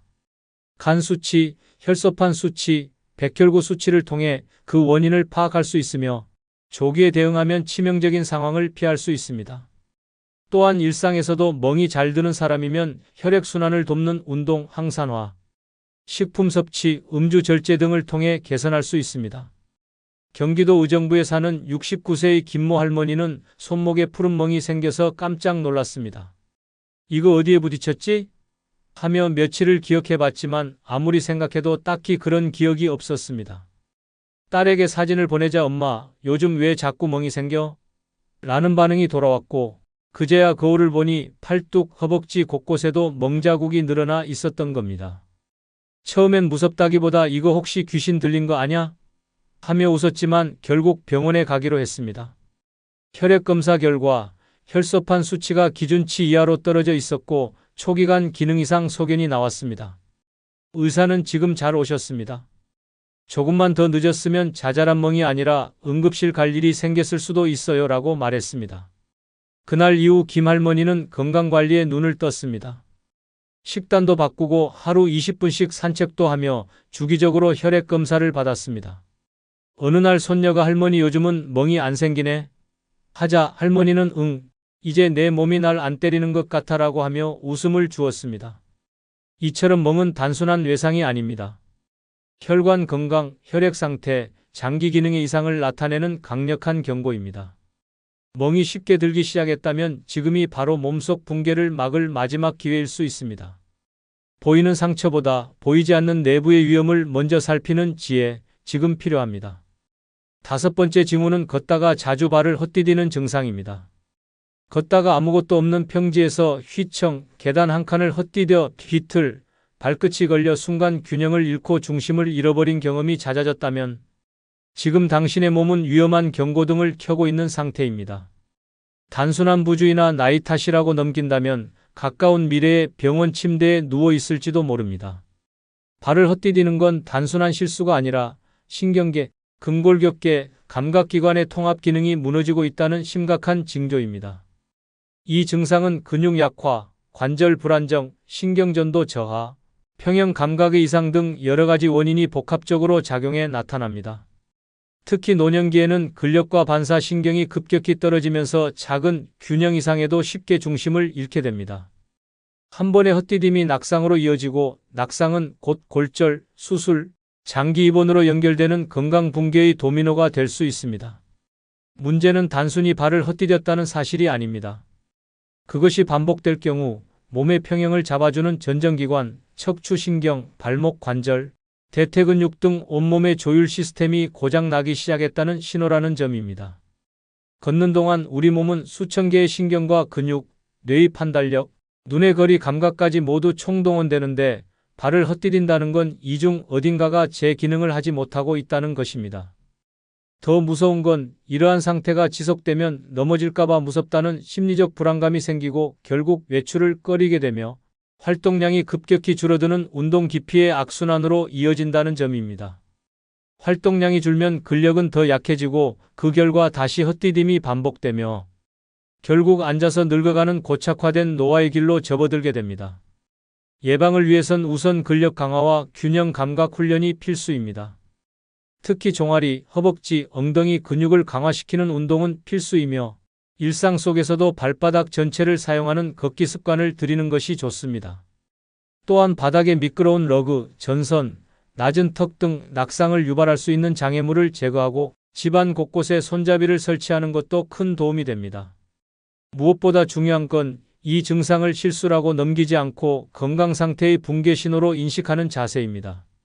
부산에 사는 73세의 조모 할아버지는 최근 들어 자주 걸음이 꼬이고 평지를 걷다가도 갑자기 발이 휘청하는 일이 많아졌습니다. 아이고 요즘 바닥이 왜 이리 미끄럽냐라며 웃어넘기곤 했지만 어느 날은 버스를 타려다 발끝이 걸려 정류장 바닥에 철퍼덕 넘어졌습니다. 다행히 큰 부상은 없었지만 그날 이후 딸의 성화에 못 이겨 병원을 찾았습니다. 검사 결과 대퇴사두근의 근력 약화와 전정기관 기능 저하로 인한 균형 이상이라는 진단을 받았습니다. 의사는 이대로 방치하면 12년 안에 낙상 후 골절 위험이 크다고 했고 그날 이후 할아버지는 실내 자전거와 하체 강화 스트레칭을 시작했습니다. 운동 후 한 달쯤 되었을 무렵 손자가 할아버지 요즘엔 안 넘어지세요? 라고 묻자 할아버지는 넘어지긴 이젠 내가 바닥이 무서울까 봐 피해 다닌다라며 웃으셨습니다. 지금은 동네 경로당에서 어르신들에게 넘어지지 않는 걷기 비법을 강의하는 인기 어르신이 되셨습니다. 이처럼 걷는다는 일상적인 행동 속에도 건강의 모든 비밀이 숨어 있습니다. 발을 헛디디는 건 단순한 실수가 아닌 몸 전체 시스템이 보내는 위험 신호입니다. 지금 그 징후를 무시하면 3년 뒤에 나는 의자에만 앉아있는 사람이 될지도 모릅니다. 오늘 한 걸음 더 조심스럽게 내딛고 균형 잡힌 내 몸을 다시 훈련시켜야 할 때입니다. 넘어지지 않는 노후는 지금의 선택으로 만들어집니다. 건강은 돌이킬 수 없을 때 후회하게 됩니다. 지금 나타나는 미묘한 증상들은 몸이 보내는 마지막 경고장일 수 있습니다. 그것을 무시한 대가는 병상 위에서 치르게 될지도 모릅니다. 더 늦기 전에 몸의 목소리에 귀 기울여야 합니다. 3년 뒤 웃을 것인가, 눕게 될 것인가, 오늘의 당신이 결정할 수 있습니다. 끝으로 여러분께 한 가지 부탁이 있습니다. 영상 중간중간 화면 아래에 소개되거나 영상 설명란에 있는 제품을 누르시면 쿠팡으로 연결됩니다. 이렇게 쿠팡으로 연결된 후 아무 물건을 사셔도 제 채널에 약간의 수익이 발생하오니 앞으로 쿠팡에서 물건을 구입할 경우 이런 식으로 구입해 주셔서 본 채널에 간접 후원해 주시면 대단히 감사하겠습니다. 그럼 내일 아침 7시에 더 좋은 영상으로 찾아뵙겠습니다. 감사합니다. 당신은 지금 곁에 있는 사람이 진짜 믿을 만한 사람인지 확신할 수 있습니까? 누군가와 매일 안부를 나누며도 뒤통수를 맞을 거란 생각 해본 적 있습니까? 말년이 되어서도 인간관계 때문에 울고 분노한 적 있습니까? 늙었다고 모두가 착해지는 건 아닙니다. 오히려 나이 들수록 교묘해지는 사람들이 있습니다. 그들과 엮이는 순간 평온했던 말년은 순식간에 지옥으로 바뀝니다. 늙어서 잘못 엮이면 남은 인생은 싸움과 상처의 연속이 됩니다. 구독, 좋아요 누르시면 시작하겠습니다. 늙어서 잘못 엮이면 말년이 꼬일 수 있는 5가지. 인간 중 첫 번째는 도움을 요청하면서 은혜는 모르는 사람입니다. 늙어서 이런 사람과 엮이면 말년의 평온이 송두리째 무너집니다. 이들은 도움을 청할 땐 눈물까지 동원하지만 막상 도움을 받고 나면 당신을 기억하지 않습니다. 아니, 기억조차 하지 않으면 그나마 다행입니다. 오히려 뒤에서는 당신을 험담하고 더 이상 도움을 주지 않으면 당신이 나쁜 사람이 됩니다. 그런 인간은 감사라는 단어를 입에 올리는 대신 그 정도도 못해줘? 라는 식의 뻔뻔함으로 사람의 속을 뒤집습니다. 이들은 평생 남의 도움을 당연하게 여기며 살아왔습니다. 자식에게, 친구에게, 이웃에게 손을 벌리면서도 미안한 기색조차 없습니다. 도와주는 사람의 시간을, 노력을, 돈을 소중하게 여기지 않습니다. 오히려 상대가 뭔가를 바랄까봐 방어적으로 나서며 내가 뭐 큰 걸 바랐냐고 말하는 순간 듣는 사람은 심장이 철렁합니다. 이런 인간과 노년에 엮이면 당신의 시간과 정성은 쓰레기처럼 버려지고 맙니다. 무서운 점은 이런 사람들이 도와줄 때는 모른 체 하다가 거절하면 금세 원망의 대상이 된다는 것입니다. 예전엔 도와주더니 이젠 모르겠다는 식의 말로 주변 사람들에게 당신을 차가운 인간으로 포장하기도 합니다. 당신이 손해를 감수하며 도왔던 사실은 사라지고 요즘은 돈 좀 벌더니 변했다는 오해만 남습니다. 결국 이런 사람 하나 때문에 주변의 시선까지 바뀌고 인간관계 전체가 뒤틀릴 수 있습니다. 말년은 편안해야 합니다. 누구에게 휘둘리지 않고 사람 때문에 마음 상하지 않고 남은 시간은 온전히 나를 위해 써야 할 시기입니다. 그런데 이런 은혜 모르는 인간과 엮이면 말년이 피곤해집니다. 심지어 당신의 자식들까지 피해를 볼 수 있습니다. 너희 엄마는 옛날에 나한테 큰 빚이 있다는 말 한마디로 아이들에게까지 도덕적 빚을 지우는 어처구니 없는 상황이 벌어지기도 합니다. 이런 사람과의 관계는 처음부터 선을 긋는 것이 중요합니다. 부탁을 들어줄 땐 반드시 한계를 설정하고 반복적인 요청엔 단호하게 거절하는 것이 좋습니다. 그리고 무엇보다 중요한 것은 당신의 선의가 악용되지 않도록 스스로 지키는 것입니다. 선한 마음도 반복되면 이용당하고 그 끝은 외로움과 후회로 가득 찬 말년이 될 수 있습니다. 한 노인의 실제 이야기를 소개합니다. 그는 평소 동네 사람들에게 인심 좋기로 유명했습니다. 자잘한 부탁도 거절하지 않고 이웃의 배달 물품도 대신 받아주고 병원 갈 때는 차를 태워주기도 했습니다. 그런데 그의 옆집에 살던 지인은 수년간 그의 호의를 서비스처럼 소비했습니다. 이참에 병원 좀 같이 가요. 우리 집 전등이 나갔는데 좀 갈아주세요. 세탁기 고장났는데 기사 좀 불러줘요. 식의 부탁이 끊이질 않았습니다. 문제는 그가 수술을 받고 몸이 불편해졌을 때 터졌습니다. 도와주던 사람이 도움을 요청하자 그 지인은 단칼에 거절했습니다. 나도 바쁘다니까요 라는 말과 함께 연락이 끊겼고 오히려 다른 이웃에게 그 사람 은근히 요구가 많다는 소문까지 퍼뜨렸습니다. 상처받은 노인은 결국 단절을 선택했고 그 사건 이후 누가 도움을 청해도 신뢰하지 못하게 되었습니다. 도움은 줄 수 있지만 사람은 골라서 도와야 합니다. 고마움을 모르는 사람에게는 손길이 칼이 되어 돌아옵니다. 노년에는 후회 없는 인간관계가 가장 큰 자산입니다. 은혜를 모르는 인간과는 거리를 두고 따뜻함을 공유할 줄 아는 사람과 남은 시간을 보내는 것이 말년의 지혜입니다. 두 번째는 남의 가족사를 퍼뜨리는 사람입니다.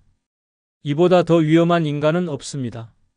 말년을 지옥으로 끌고 가는 잎 하나, 바로 남의 집안일을 입에 올리기 좋아하는 사람입니다. 이런 사람은 누구보다 친절한 얼굴로 다가옵니다.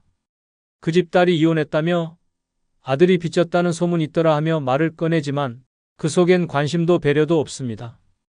단지 재미와 우월감으로 남의 사생활을 조각내는 혀를 가졌을 뿐입니다. 문제는 이 말이 어디로 튈지 모른다는 것입니다. 엉뚱한 사람 귀에 들어가면 원래 이야기보다 더 자극적인 거짓으로 변질됩니다. 말 한마디가 가족을 파탄내고 관계를 끊게 만들고 평생 지켜온 체면을 한순간에 무너뜨립니다. 이런 사람은 이야기의 진위를 따지지 않습니다. 오히려 자극적인 내용을 더 좋아하고 그 내용에 살을 붙이는 데 능합니다.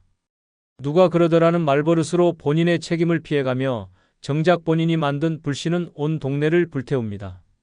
누군가의 이혼, 실직, 병원 입원, 자식 문제 같은 민감한 이야기를 쉴 새 없이 퍼뜨리면서도 자기는 도리어 그런 일은 남들도 다 아는 줄 알았다며 빠져나갑니다. 이런 유형의 인간과 친하게 지내는 순간 나도 모르게 내 가족사가 이웃의 술안주가 되고 맙니다. 노년기의 가장 소중한 자산은 명예와 관계입니다. 자식들이 열심히 쌓아온 이미지가 부모 한 사람의 무분별한 말 한마디로 무너질 수 있습니다. 손주의 학교 생활, 며느리의 직장, 사위의 사업 문제까지 이런 사람의 입에 오르면 그 가족은 고립되고 상처 입습니다. 심지어 단순한 오해조차 이 사람의 입을 거치면 사건이 되어버립니다. 그 파장은 상상 이상이며 결국 피해는 고스란히 당사자와 가족에게 돌아옵니다. 이런 사람과의 관계는 초반에 반드시 경계를 분명히 해야 합니다. 나의 가족 이야기, 특히 자식 문제나 개인적인 고민은 절대 입에 올리지 않는 것이 좋습니다. 가벼운 잡담도 조심해야 하며 상대가 은근히 떠보는 질문을 한다면 단호하게 선을 그어야 합니다. 그건 우리 집안 일이에요. 그 이야기는 나눌 필요 없는 이야기입니다라는 식으로 정중하지만 분명하게 거리를 두는 태도가 필요합니다. 사람을 쉽게 믿고 마음을 터놓는 습관은 노년기에 치명적인 실수가 됩니다. 한 할머니의 사례가 있습니다. 그녀는 동네에서 인심 좋고 말이 잘 통하는 이웃과 친하게 지냈습니다. 그 이웃은 항상 다정하게 말을 걸며 요즘 아들은 잘 지내냐, 며느리는 착해 보이던데라며 관심을 보였습니다. 처음엔 단순한 관심이라 여겼고 자연스럽게 집안 이야기를 나누게 되었습니다. 그런데 어느 날 시장에 나갔더니 모르는 사람에게 이런 말을 들었습니다. 며느리가 요즘 일 나가기 싫어한다면서요? 너무 놀란 할머니는 곧바로 자신이 얘기한 내용이 이웃의 입을 통해 동네에 퍼졌다는 사실을 알게 되었습니다. 그뿐만이 아니었습니다. 아들이 사업 실패 후 잠시 쉬고 있다는 말도 온갖 과장으로 포장되어 아들이 빚더미에 앉았다는 말로 둔갑해 있었습니다. 이후 그녀는 그 이웃과 연락을 끊고 집 밖 출입도 삼갔습니다. 자식들은 어머니가 왜 갑자기 사람을 피하나 의아해했고 나중에서야 모든 진실을 알게 되었습니다. 그 이후 가족들은 우리 집 이야기는 어디서도 꺼내지 말자는 약속을 하며 관계에 대한 경각심을 갖게 되었다고 합니다. 말이 칼보다 날카롭다는 건 진실입니다. 특히 남의 가족사를 즐기는 사람의 말은 칼날이 아닌 흉기입니다. 당신의 말년을 편안하게 지키고 싶다면 침묵이 가장 현명한 방어입니다. 그리고 그런 입을 가진 사람과는 최대한 멀리하는 것이 진정한 지혜입니다. 세 번째는 잘 지내는 척 뒤에서 욕하는 사람입니다. 이보다 교활하고 치명적인 인간은 없습니다. 겉으론 웃고 인사하며 언니 오랜만이에요라고 다정하게 말하면서 돌아서면 당신의 인격을 갈기갈기 찢는 말을 퍼붓는 사람입니다. 이런 사람과 늙어서 엮이면 당신의 명예는 비웃음거리가 되고 평생 쌓아온 인간관계는 순식간에 와해됩니다. 이런 이중적인 사람의 가장 무서운 점은 절대 자기 얼굴에 티를 내지 않는다는 것입니다. 모든 가면은 진심처럼 보이고 모든 칭찬은 뒷담화의 사전포석입니다. 이들은 사람 사이에 틈을 벌리는데 귀재입니다. 당신이 한 사소한 말, 행동, 심지어 옷차림까지도 과장되고 왜곡된 버전으로 재탄생됩니다. 나는 괜찮은데 다른 사람들이 좀 그렇다더라는 말로 책임은 회피하고 당신만 따가운 시선을 받게 만듭니다.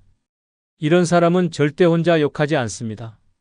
반드시 주변 사람들과 당신을 함께 논의 대상으로 삼아 은근히 소문을 만들고 분위기를 형성합니다.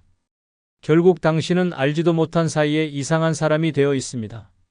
문제는 이들이 절대 증거를 남기지 않는다는 점입니다. 대놓고 욕하지 않고 언제나 누가 그러더라, 그냥 걱정돼서라는 말로 모든 상황을 회색지대로 남깁니다. 당신이 문제를 제기하면 오히려 내가 언제 그랬냐며 순진한 얼굴로 발뺌합니다. 이때 당신은 피해자가 아닌 민감한 사람, 괜히 예민한 사람으로 몰리게 됩니다. 결국 아무리 진실을 말해도 사람들은 괜히 싸움을 키운 사람으로 당신을 기억하게 됩니다. 늙어서 이런 이중적인 인간과 엮이면 그 파괴력은 상상을 초월합니다. 노년에 가장 필요한 것은 신뢰입니다. 믿고 말할 수 있는 사람이 곁에 있다는 것만으로도 삶은 훨씬 평온해집니다. 하지만 이런 사람과 엮이면 누구도 믿을 수 없게 됩니다.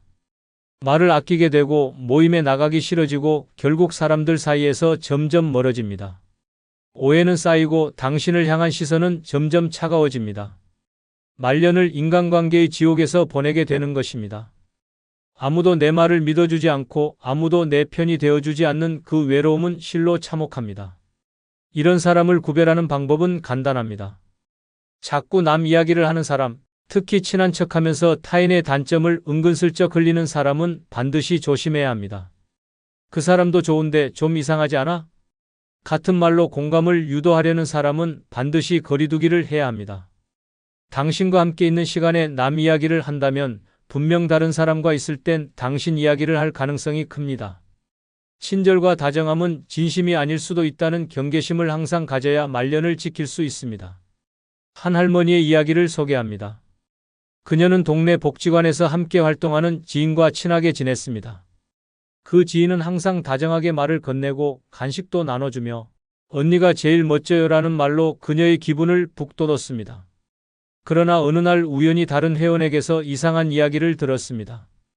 요즘 할머니가 너무 나대는 것 같다고 누구는 그러더라는 말이었습니다. 처음엔 믿지 않았지만 비슷한 뉘앙스의 말을 3번이나 다른 사람에게서 들으면서 퍼즐이 맞춰졌습니다. 바로 자신이 가장 믿고 의지했던 그 지인이 뒤에서 그런 말을 하고 있었던 것입니다. 결국 할머니는 그 지인과 거리를 두게 되었고 그 일로 인해 복지관 모임도 한동안 나가지 않게 되었습니다. 웃으면서 다가오는 사람을 믿었다가 뒤통수를 맞고 마음에 큰 상처를 입은 것입니다. 나중에야 그 지인의 뒷말 버릇이 다른 사람들에게도 알려졌고 오히려 주변 사람들이 할머니에게 사과하며 관계를 회복하게 되었습니다. 하지만 그 배신감은 오래도록 잊히지 않았다고 합니다. 말년에 당신을 웃게 할 사람인지 울게 할 사람인지는 겉모습이 아니라 입을 보면 알 수 있습니다. 잘 지내는 척하면서 뒤에서 욕하는 사람은 사람을 외롭게 만드는 독입니다. 그런 사람에게 마음을 주는 순간 당신의 말년은 고요한 평화가 아닌 감정의 전쟁터가 됩니다. 지금이라도 그 관계를 정리하는 것이 당신 스스로를 지키는 첫걸음입니다. 4번째는 절대 먼저 연락하지 않는 사람입니다. 이런 사람과 말년에 엮이면 외로움이 일상이 되고 자존감은 바닥을 칩니다. 평생 관계에 헌신한 대가가 침묵이라면 그건 상처가 아니라 모욕입니다. 이런 인간은 연락을 기다리는 척하면서도 절대 먼저 전화하지 않습니다. 늘 당신이 먼저 안부를 묻고 당신이 먼저 약속을 잡고 당신이 먼저 손을 내밀어야만 관계가 이어집니다. 하지만 그들은 고맙다는 말 한마디조차 없습니다. 오히려 요즘은 왜 연락이 없어요? 라며 뻔뻔하게 되묻는 경우도 있습니다. 마치 당신이 의무적으로 다가와야 하는 존재라도 되는 것처럼 행동합니다. 문제는 이들이 당신의 침묵을 무관심으로 받아들이는 데 있습니다. 몇 번 연락을 하지 않으면 이제 그 사람은 날 신경 안 쓰는구나라며 관계를 끝내버립니다. 그렇게 정리되는 인연은 결국 한 방향의 짝사랑이었음을 깨닫게 됩니다. 당신이 꾸준히 보낸 메시지, 안부 전화, 소소한 선물들은 단 한 번에 관심 없는 반응으로 물거품이 됩니다. 늙어서 이런 사람에게 마음을 주면 외롭고도 비참한 관계에 갇히게 됩니다. 가장 끔찍한 건 이런 인간이 당신의 외로움을 당연하게 여긴다는 사실입니다. 그 사람은 심심하니까 연락하는 거야 라며 당신의 진심을 가볍게 소비합니다. 만나면 웃고 이야기하더라도 그들은 단 한 번도 진심으로 당신을 궁금해하지 않았다는 걸 알게 되었을 때 마음은 산산조각 납니다. 노년은 그 어떤 시기보다 마음이 민감하고 상처에 취약합니다. 이런 사람은 마음의 틈을 들여다보며 적당히 받아주고 적당히 거리두며 당신을 감정적으로 지치게 만듭니다.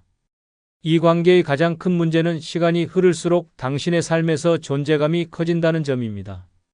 그래도 나와 연락하는 몇 안 되는 사람이니까라는 이유로 계속 연락하게 됩니다.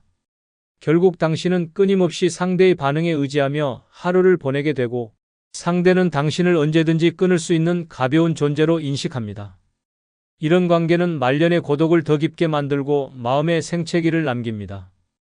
이럴 때 필요한 건 먼저 연락하지 않는 사람과는 일정한 거리를 유지하는 결단입니다. 내가 연락을 끊으면 이 관계는 끝난다는 생각이 든다면 그건 진정한 인연이 아닙니다.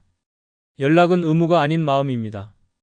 진심은 말하지 않아도 손이 먼저 움직이고 보고 싶다는 감정은 스스로 전화기를 들게 만듭니다. 늙어서도 그런 사람 한 명만 있으면 말년은 덜 외롭습니다. 반대로 먼저 연락 한 번 없는 사람 100명은 당신의 마음을 텅 비게 만들 뿐입니다. 어느 노인의 사례가 있습니다. 그는 10년 가까이 알고 지낸 친구가 있었습니다. 늘 먼저 전화를 걸어 안부를 묻고 명절이면 작은 선물도 챙겼습니다. 모임 일정도 그가 주도했고 카톡 단체방에 글을 올리는 것도 항상 그였습니다. 하지만 어느 날 그는 실험을 해보기로 했습니다. 단 한 번도 먼저 연락하지 않고 기다리기만 해보기로 한 것입니다. 첫날, 이틀, 일주일이 지났고 한 달이 넘도록 아무 연락도 오지 않았습니다. 그가 항상 챙겨주던 그 친구는 그 한 달 내내 단 한 번도 안부를 묻지 않았습니다. 그제야 노인은 깨달았습니다. 지금까지 유지된 관계는 사실상 혼자만의 노력이었음을. 서운함과 허무함에 그는 단체방을 조용히 나갔고 그 후로도 아무런 말이 없었습니다. 그 일 이후 노인은 관계의 우선순위를 바꾸었습니다. 자주 보지 않아도 먼저 연락이 없어도 진심이 느껴지는 사람과 시간을 보내기로 했습니다. 말없이 있어도 나를 걱정해주는 사람, 그런 사람 하나면 말년에 외롭지 않다는 것이 그의 깨달음이었습니다. 말년에 필요한 사람은 많이 아는 사람이 아니라 먼저 연락하는 한 사람입니다. 당신을 먼저 떠올리고 먼저 안부를 묻고 먼저 손을 내미는 그 사람이 곁에 있다면 외로움은 두려움이 되지 않습니다. 반대로 단 한 번도 먼저 연락하지 않는 사람과의 인연은 끊어도 괜찮습니다. 그건 이미 오래전부터 끊어진 인연이었기 때문입니다. 다섯 번째는 정치 이야기로 싸움을 부르는 사람입니다. 늙어서 이런 사람과 엮이면 평화로워야 할 말년이 전쟁터가 됩니다. 이들은 말끝마다 정치 이야기를 꺼내며 분위기를 박살냅니다. 명절 모임, 경로당, 카페, 심지어 장례식장에서도 예외가 없습니다. 누가 나라를 망쳤다. 그놈이 대통령만 안 됐어도 같은 말로 시비를 걸고 동의하지 않으면 바로 적으로 간주합니다. 조용히 있으면 무식하다고 무시하고 반대 의견을 내면 미쳤다고 욕하기 시작합니다. 이런 사람은 이념이 아니라 논쟁을 즐기며 상대를 공격하는 데서 쾌감을 느낍니다. 가장 끔찍한 건 이들의 대화가 절대 끝나지 않는다는 점입니다. 상대방이 듣기 싫어해도 계속 떠들고 말꼬리를 물고 늘어집니다. 반론을 제기하면 소리부터 높아지며 세상 물정 모른다며 인신공격으로 넘어갑니다. 결국 처음엔 작은 논쟁으로 시작했지만 시간이 지날수록 갈등은 커지고 감정의 골은 깊어집니다. 정치 이야기는 절대 결론이 나지 않기 때문에 남는 것은 오해와 분노뿐입니다. 늙어서 그런 갈등에 에너지를 쏟는 건 너무나도 무의미하고 고달픈 일입니다. 정치적 성향은 각자의 자유입니다. 하지만 그것을 강요하거나 모임의 분위기를 갈라놓는 도구로 사용하는 사람은 공동체의 파괴자입니다. 특히 노년기엔 고정된 사고방식이 뿌리 깊어져 있어 한번 다툼이 생기면 화해가 쉽지 않습니다. 수십 년 지기 친구도 정치 성향 하나로 등을 돌리게 되고 가족끼리도 식사 자리를 피하게 됩니다. 이런 식의 단절은 말년을 외롭게 만들고 그동안 쌓아온 관계의 의미를 허무하게 만듭니다. 정보 제공의 관점에서도 정치 이야기는 위험한 함정을 품고 있습니다. 대부분은 검증되지 않은 루머나 편향된 기사에 의존해 감정을 폭발시키며 건전한 토론이 아니라 독설과 모욕으로 흐르기 쉽습니다. 이로 인해 서로의 신뢰는 무너지고 상대방에 대한 존중은 사라집니다. 말년의 삶에서 가장 중요한 건 존중받는 관계입니다. 하지만 정치 이야기로 싸움을 부르는 사람은 그 존중의 뿌리를 스스로 잘라내는 인물입니다. 그 사람과 오래 엮이면 결국 내 자존감까지 상처를 입게 됩니다. 한 노인의 실제 이야기가 있습니다. 그는 자주 가는 경로당에서 바둑 두고 담소 나누며 소소한 일상을 즐기고 있었습니다. 그런데 어느 날 새로운 회원 한 명이 들어왔습니다. 처음엔 조용한 듯 했지만 점점 정치 이야기를 꺼내기 시작했습니다. 요즘 뉴스 봤어요? 나라가 진짜 엉망이에요로 시작된 말은 곧장 특정 정당과 인물에 대한 비난으로 이어졌습니다. 대부분은 가볍게 넘겼지만 어느 날 다른 한 분이 반대 의견을 내자 그날 이후 바둑판은 전쟁터가 되었습니다. 바둑돌이 날아가고 욕설이 오가며 결국 경로당 분위기는 싸늘하게 얼어붙었습니다. 서로 말도 섞지 않게 되었고 몇몇 어르신은 발길을 끊기까지 했습니다. 결국 바둑 모임은 해체되었고 남은 사람들은 그 정치 이야기, 좋아하던 사람만 보면 고개를 돌리기 시작했습니다. 그 노인은 후회하며 말했습니다. 말년엔 친구 몇 명이 전부인데 그거 하나 지키질 못했어. 늙어서 싸움은 그 자체가 고통입니다. 정치 이야기는 마음을 나누는 대화가 아니라 관계를 해치는 독입니다. 함께 웃고 싶은 자리에 시끄러운 논쟁을 끼워 넣는 사람은 인생의 마지막 장면을 혼란으로 가득 채우게 만듭니다. 그런 사람과는 한 번 웃고 마는 인연이면 충분합니다. 말년의 평화는 조용한 사람 곁에서 시작됩니다. 여러분, 말년을 위태롭게 만드는 인간은 절대 거창하지 않습니다. 자주 보던 그 사람, 익숙했던 그 말, 익숙한 미소 뒤에 숨은 칼날이 말년의 상처를 냅니다. 설마 저 사람이 하는 순간은 이미 너무 늦은 경우가 많습니다. 진짜 무서운 건 외로움이 아니라 사람에게서 오는 배신과 피로입니다. 잘못된 인연 하나가 남은 삶 전체를 어둡게 만들 수 있습니다. 지금이라도 정리해야 합니다. 말년은 누구보다 당신 스스로를 위해 안전하게 지켜야 할 시간입니다. 끝으로 여러분께 한 가지 부탁이 있습니다. 영상 중간중간 화면 아래에 소개되거나 영상 설명란에 있는 제품을 누르시면 쿠팡으로 연결됩니다. 이렇게 쿠팡으로 연결된 후 아무 물건을 사셔도 제 채널에 약간의 수익이 발생하오니 앞으로 쿠팡에서 물건을 구입할 경우 이런 식으로 구입해 주셔서 본 채널에 간접 후원해 주시면 대단히 감사하겠습니다. 그럼 내일 아침 7시에 더 좋은 영상으로 찾아뵙겠습니다.